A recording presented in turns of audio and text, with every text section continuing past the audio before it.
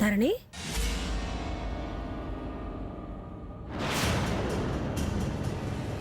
అమ్మా అమ్మా,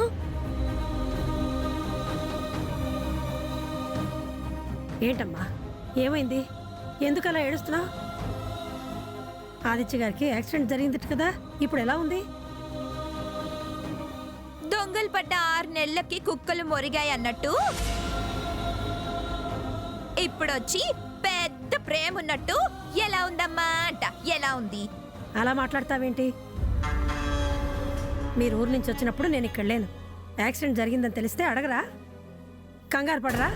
హాహా, కంగారా? నేనింకా ప్రేమేమో అనుకున్నానులే. ప్రేమ ఉన్నప్పుడే కదా కంగారు. ఇలాంటి వంకర కూతులు కుయ్యకు.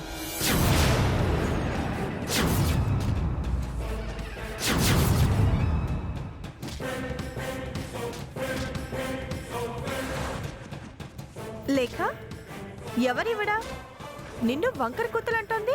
హా, పని మనిషి గారి తల్లిగారు ఆదిత్యవర్మ గారి రెండో అత్తగారులే.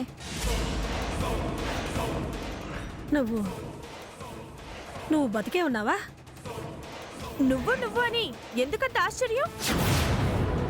ఏంటా మాట? బ్రతికే ఉన్నావా ఏంటి? నేను బతికలేనా?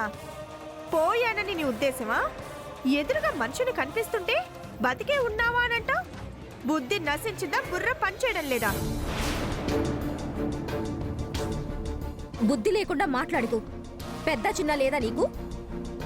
నువ్వు చచ్చావనే ఆదిత్య గారు మా అక్కయ్యని పెళ్లి చేసుకున్నారు. మళ్ళీ నువ్వెలా కనిపించేసరికి ఆశ్చర్యంతో అడిగింది తప్ప? నేను చావడం ఏంటి? మీ వాగుడేంటి? ఎన్ని అబద్ధాలు, ఎన్ని రకాలుగా మోసం చేశాడు.